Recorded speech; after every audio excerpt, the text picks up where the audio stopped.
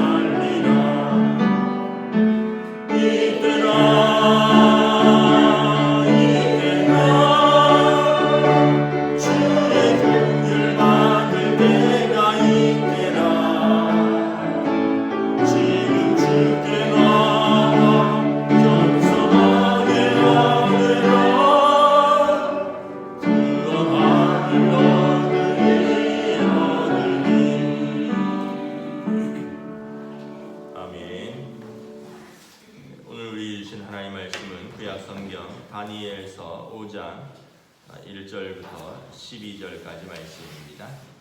다니엘서 5장 1절부터 12 12절까지 말씀입니다. 다 찾으신 줄 알고 저와 여러분들이 한 절씩 교독하도록 하겠습니다. 다니엘서 5장 1절부터 12절입니다. 벨사살 왕이 그의 귀족 1000명을 위하여 큰 잔치를 베풀고 그 1000명 앞에서 술을 마시니라.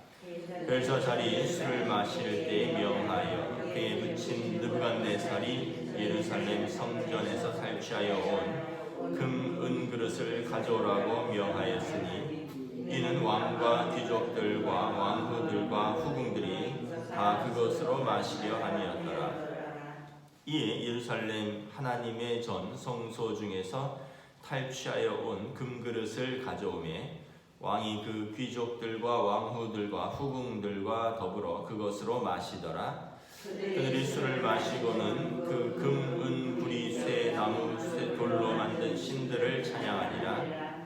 그때 사람의 손가락들이 나타나서 왕궁 촛대 맞은편 석회벽에 글자를 쓰는데 왕이 그 글자 쓰는 손가락을 본지라. 이에 왕이 즐기던 얼굴빛이 변하고 그 생각이 번민하여 넓적다리 마디가 녹는 듯하고 그의 무릎이 서로 부딪힌지라. 왕이 크게 소리질러 술객과 갈대아 술사와 점장이를 불러오게 하고 바벨론의 지혜자들에게 말하되 누구를 막론하고 이 글자를 읽고 그 해석을 내게 보이면 자주색 옷을 입히고 금사슬을 그의 목에 걸어주리니 그를 나라의 셋째 통치자로 삼으리라 하니라. 그때 왕의 지혜자가 다 들어왔으나 능히 그 글자를 읽지 못하며 그 해석을 왕께 알려주지 못하는지라. 그러므로 벨사살 왕이 크게 번민하여 그의 얼굴빛이 변하였고 귀족들도 다 놀라니라. 왕비가 왕과 그 귀족들로 말로 말미암아 잔치하는 궁에 들어왔더니 이에 말하여 이르되 왕이여 만수무강하옵소서. 왕의 생각을 번민하게 하지 말며 얼굴빛을 변할 것도 아니니이다. 왕의 나라에 거룩한 신들의 영이 있는 사람이 있으니 곧 왕의 부친 때 있던 자로서 명철과 총명과 지혜가 신들의 지혜와 같은 자니이다. 왕의 부친 느부갓네살 왕이 그를 세워 박수와 술객과 갈대아 술사와 점쟁이의 어른을 삼으셨으니 왕이 벨드사살이라 이름하는 이 다니엘은 마음이 민첩하고 지식과 총명이 있어 능히 꿈을 해석하며 은밀한 말을 밝히며 의문을 풀 수 있나이다. 이제 다니엘을 부르소서. 그리하시면 그가 그 해석을 알려드리리이다. 할렐루야. 네, 오늘도 새날이 시작되었습니다. 하나님께서 은혜와 평강으로 함께하여 주시기를 축복합니다. 이제 벨사살 왕의 시대가 되었습니다. 그 바벨론의 역사를 보면 뭐 어느 나라나 그렇지만 중흥기를 이끈 왕이 있고 그리고 몰락을 일으킨 왕이 있습니다. 느부갓네살 왕 이후에 바로 바벨론이 아니라 이제 여러 왕들이 거쳐서 이제 벨사살 왕으로 이어지는 것입니다. 그런데 이제 왜 벨사살이 이제 그의 부친 느부갓네살이라는 표현을 쓰냐면 이제 가장 그 위대한 왕을 이제 그 시대를 언급을 하는 거죠.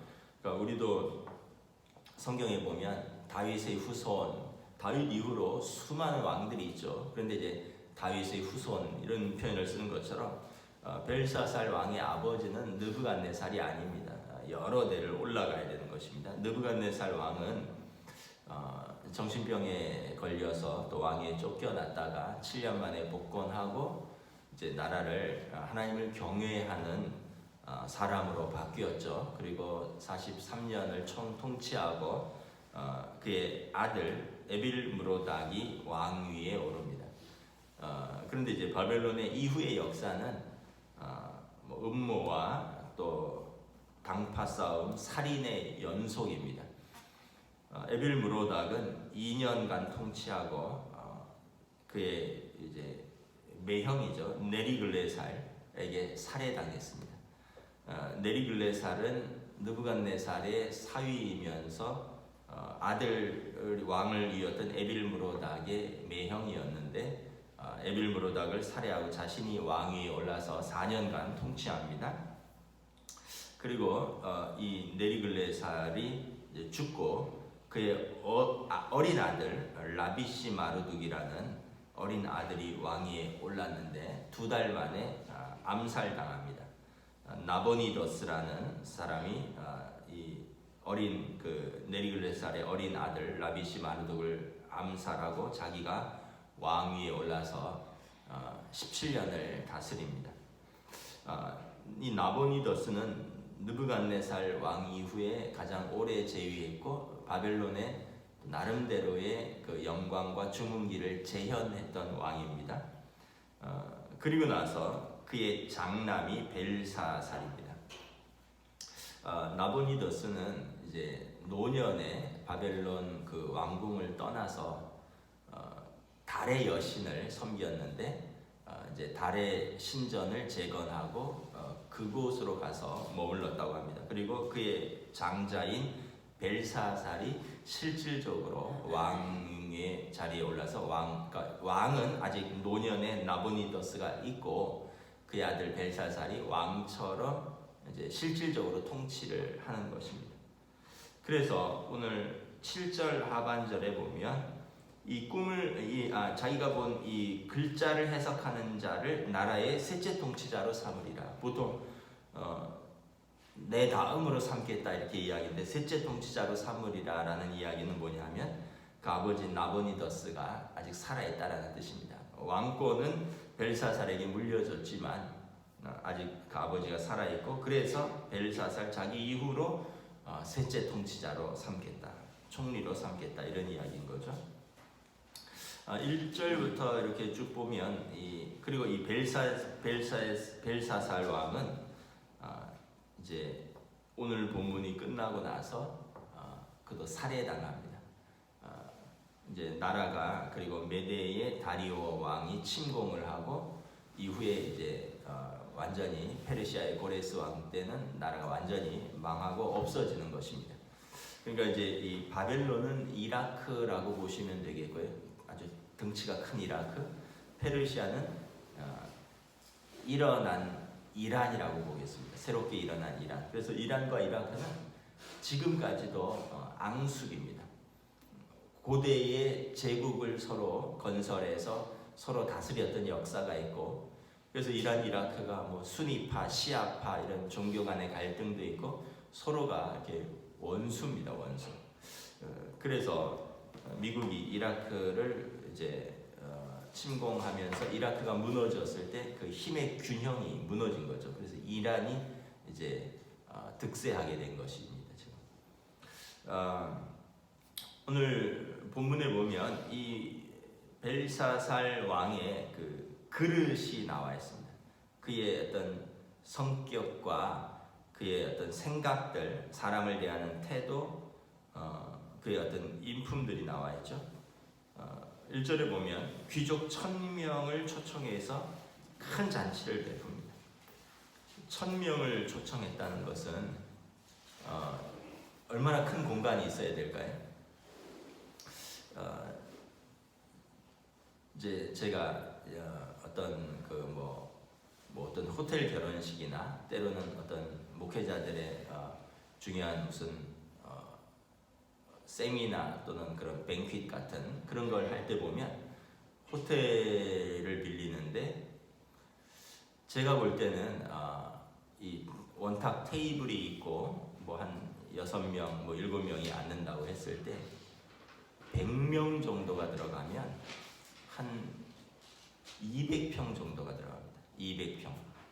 그러니까 1000명이 들어가려면 여러분 테이블도 있어야 되고 공간도 있어야 되고 거기 춤도 춰야 되고 노래도 불러야 되고 한 2000평은 있어야 됩니다. 그러니까 여러분 2000평 정도가 되는 그런 공간이 있다는 것은, 그런 연회장이 있다는 것은 물론 왕궁이지만 대단한 거죠. 거긴 집무실도 아니고 그런 곳을 위한 그런 공간을 따로 마련을 했다는 겁니다. 거기에 여러분 이 여인들, 술을 시중하는 사람들, 뭐 서빙하는 사람들, 뭐 이런 걸 따지면 여러분 어마어마하게 큰 장소입니다. 무슨 영화 같은 데를 보세요. 거기에 동물들도 들어옵니다. 막 애완용 사자. 왜냐하면 왕의 권세를 보여주려고. 뭐 그러니까 이 가운데는 또 무희들이 춤도 춰야 되고, 그러니까 굉장한 어떤 부와 그 권세를 누리고 있다는 것을 볼 수 있는 거죠.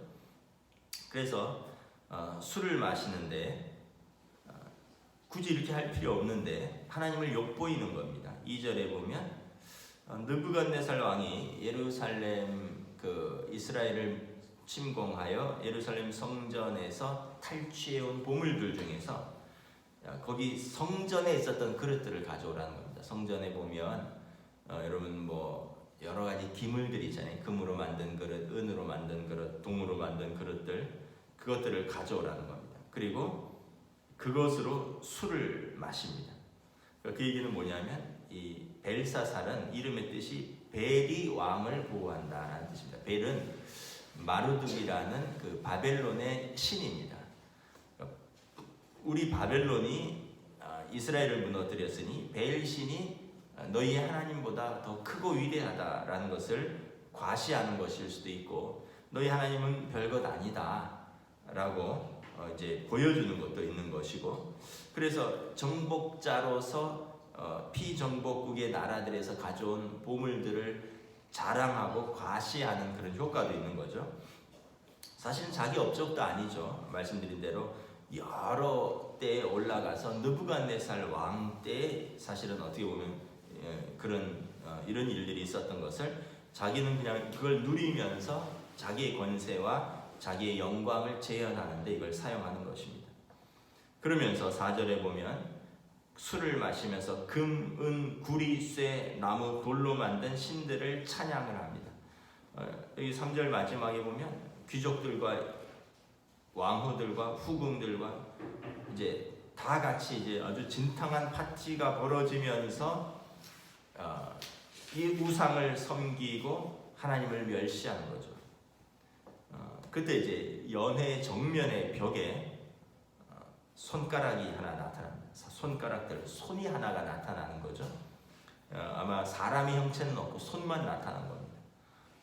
그리고는 전면에 글자를 이렇게 쓰는 거죠. 뭐 이제 나중에 나오겠지만 메네 메네 데겔 우바르신이라는 것입니다. 저울에 달아보니 함양 미달이라 이런 뜻이죠. 이제 그런 글자가 어떤 자기들이 읽을 수 없는 글자를 손을 쓰는 겁니다. 얼마나 놀랐겠어요. 술을 막 마시고 있는데 손이 하나 탁 나타나지, 전면에서 손을 쫙 하면서 글자를 쓰는데 읽을 수도 없는 글자인데 뭔가 느낌이 두려움에 사로잡히는 거죠. 그러니까 그런 경험이 있죠, 여러분. 이제 성령 체험이라든가 어떤 또 하나님 임재의 체험을 하면 연약하고 죄인인 인간이 하나님을 볼 때 무릎을 꿇지 않을 수가 없는 거죠. 창조주를 뵙는 거죠. 모세가 떨기나무 아래에서, 불타는 떨기나무 가운데서 사실 하나님을 뵌 건 아니에요. 하나님의 음성을 들었습니다. 내 발에 신을 벗으라. 모세가 무릎을 꿇었죠. 이사야 선지자가 음성을 들었습니다. 여러분 뭐 엘리야 선지자나 무슨 선지자들이 다 하나님의 임재의 체험을 했습니다.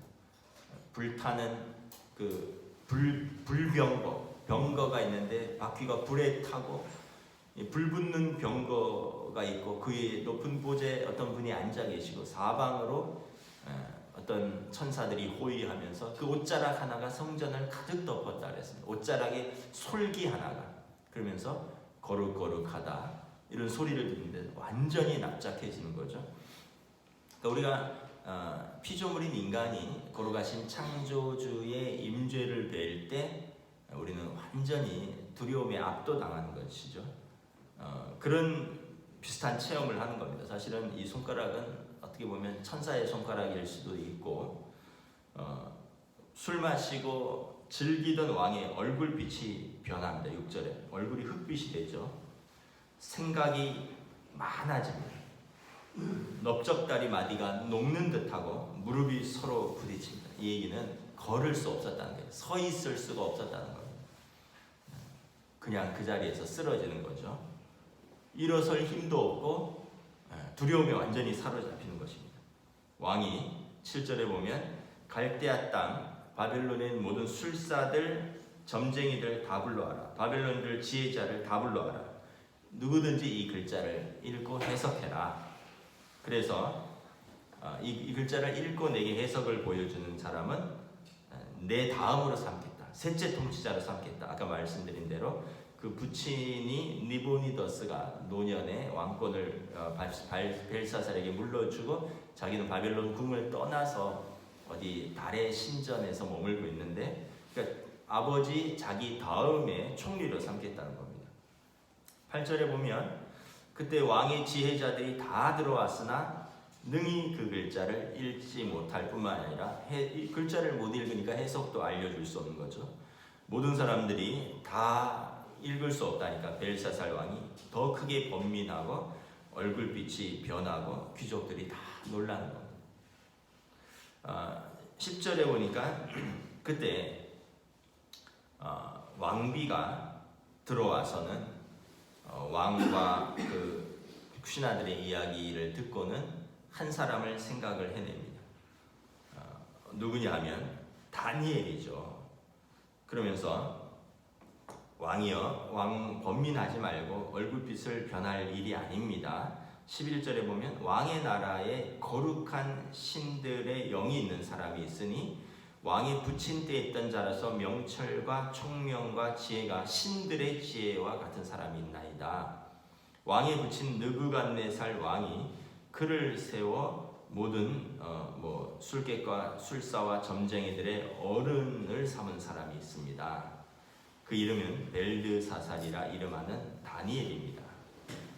그는 마음이 민첩하고 지식과 총명이 있어 능히 꿈을 해석하고 은밀한 말을 밝히며 의문을 풀 수 있는 사람입니다. 이제 다니엘을 부르소서. 걱정할 필요가 없다는 겁니다. 왕의 아버지 때에 다니엘이 있지 않습니까? 그 다니엘을 부르소서. 아까 말씀드린 아버지라 그랬지만 아버지가 아니라 사실은 좀 올라가는 겁니다. 근데 나라들이 뭐 2년 하고 바뀌고 4년 하고 바뀌고 뭐 2달 하고 바뀌고 그 이후에 뭐 17년이니까 사실은 따져보면 약 한 23년 전에 느부갓네살 왕이 있었던 거죠. 그러니까 다니엘은 계속 그 자리를 지키고 있는 거예요. 왕들이 바뀌고 정권이 바뀌고 사람들이 바뀌는데 다니엘은 계속 총리로서 그 자리를 지키고 있는 걸 보면 얼마나 왕들이 다니엘을 신임했고 다니엘이 얼마나 신실한 사람이었는지를 증명하는 것이죠. 다니엘에 대해서 평가가 그는 거룩한 영에 사로잡혀 있다. 그는 마음이 민첩하고 지식과 총명이 있는 사람입니다. 이제 다니엘을 부르소서라는 거죠. 벨사살의 그릇을 보면 하나님을 멸시하죠. 그리고 아주 타민족을 경멸하는 사람입니다. 그리고 과도하게 허세를 부리는 사람이었습니다. 이때는 메대가 자주 침공을 할 때입니다. 메대와 바사가 이제 메대라는 나라가 일어나고 이후에 바사가 일어나서 메대와 바사가 한 나라로 합병을 하는데 바사는 다시 말하면 페르시아입니다. 고대의 페르시아는 지금 이란이죠. 그러니까 지금 나라가 강력한 경쟁자들이 일어나고 자기 나라는 점점 쇠퇴해 갈 때 그 쇠퇴함을 어떻게 보면 좀 그 허세로 과장해서 어떻게 보면 극복하는 것처럼 보이게 하는 겁니다. 뭐 우리도 그런 수 있잖아요. 자기가 점점 더 몰락해 가는데 사람들 앞에서는 점점 더 괜찮은 사람처럼 괜찮다고 막 허세 부리는 그런 사람 있잖아요. 그것처럼 벨사살 왕은 지금 나라가 굉장히 어려워지고 있는 상황입니다. 그 상황에서 그는 하나님을 경멸하고 타민족들을 압제하고 그리고 과도한 허세와 교만으로 가득 찬 것이죠. 하나님 보실 때 사람이 볼 때도 저울에 달아보니 그릇이 부족하다는 거예요. 함량 미달이라는 거죠. 그러니까 하나님께서 그를 심판하시는 겁니다. 하나님을 경외하는 자를 하나님이 심판하시는 겁니다. 여러분, 이 타민족들을 경멸합니다. 사람을 멸시하는 겁니다. 사람을 멸시하면 어떻게 될까요? 나중에 그 사람들에 의해서 심판을 당하게 되는 거죠.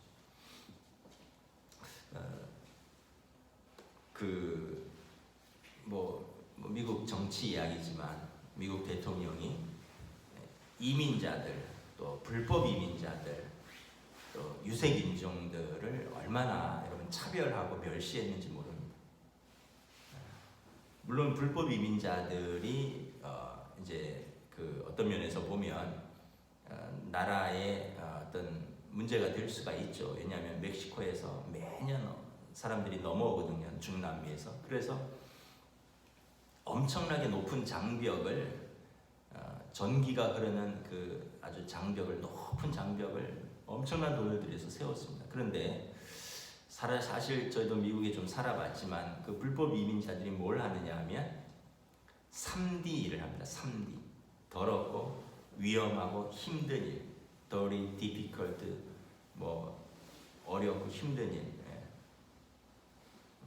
더럽고 dirty, 힘들고 difficult, 어렵고 힘든 일. 힘든 일이 뭐죠?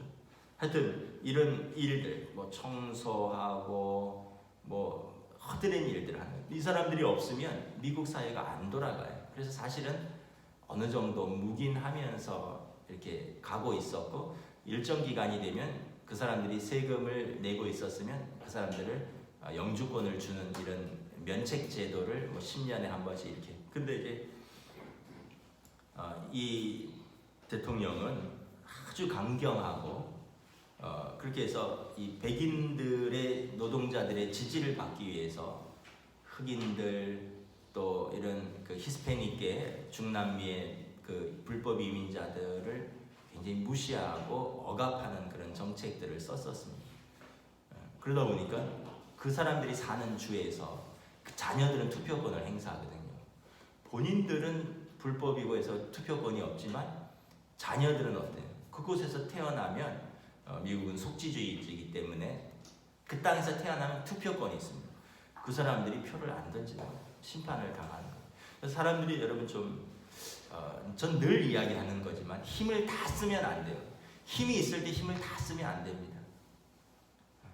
내가 힘을 다 써버리면 내가 힘이 없을 때 사람들이 나를 외면하는 것이죠. 벨사살 왕이 그런 사람이었어요.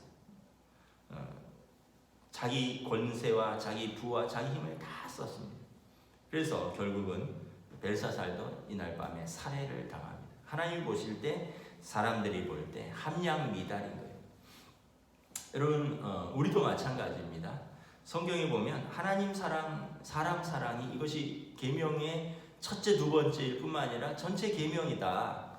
하나님을 경외하고 사람을 사랑하는 것이다. 근데 가끔 가다가 보면 하나님은 경외하는데 사람은 무시하는 사람이 있어요.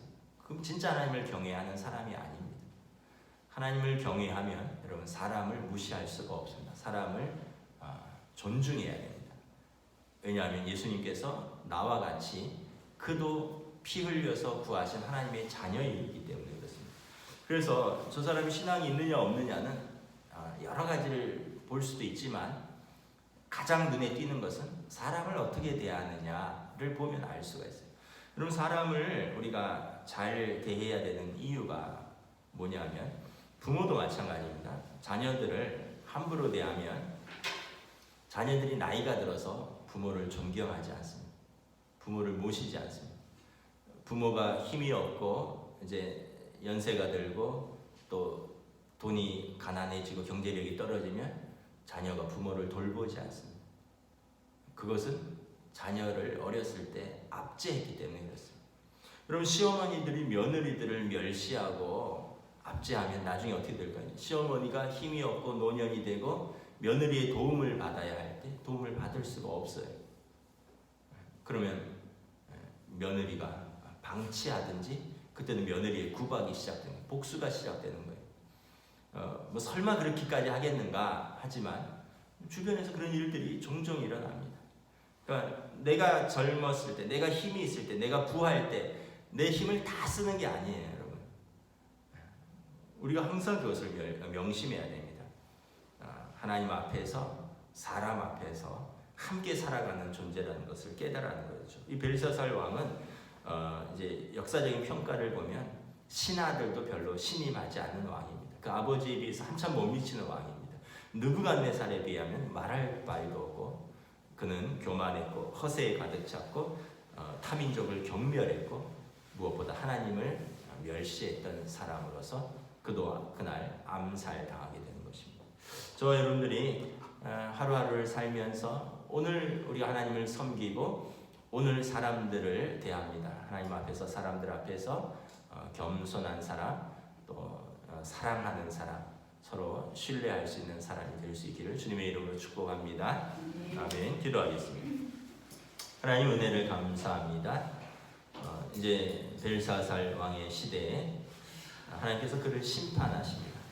그는 하나님을 경외할 줄도 몰랐고 또 사람들을 경멸하고 압제하는 왕이었으며 또 나라가 그렇게 어려운데 허세와 교만에 가득 차서 백성들과 나라의 운명을 뒤로하고 이런 허세가 가득한 잔치를 벌이는 사람이었습니다. 하나님 볼 때 함량미달이었고 백성들도 신임할 수 없는 지도자였습니다. 결국 그날 밤에 그의 생명이 끊어지는 것을 우리는 알게 됩니다. 오늘 우리가 하루하루를 살아가면서 나는 겸손하게 하나님 앞에 서 있는가? 정말 하나님을 경외한다면 내가 나에게 맡겨준 사람들에게 내가 하나님의 사람으로서 모습으로 서 있는가? 다시 한번 돌아볼 수 있기를 원합니다. 늘 겸손하고 온유하고 관대하며 사랑으로 섬기고 베풀 줄 아는 하나님의 사람들로 저희들을 또 오늘도 이끌어 주시옵소서. 감사를 드리오며 우리 주 예수 그리스도의 이름으로 기도드리옵나이다. 아멘. 하늘에 계신 우리 아버지, 아버지의 이름을 거룩하게 하시며 아버지의 나라가 오게 하시며 아버지의 뜻이 하늘에서와 같이 땅에서도 이루어지게 하소서.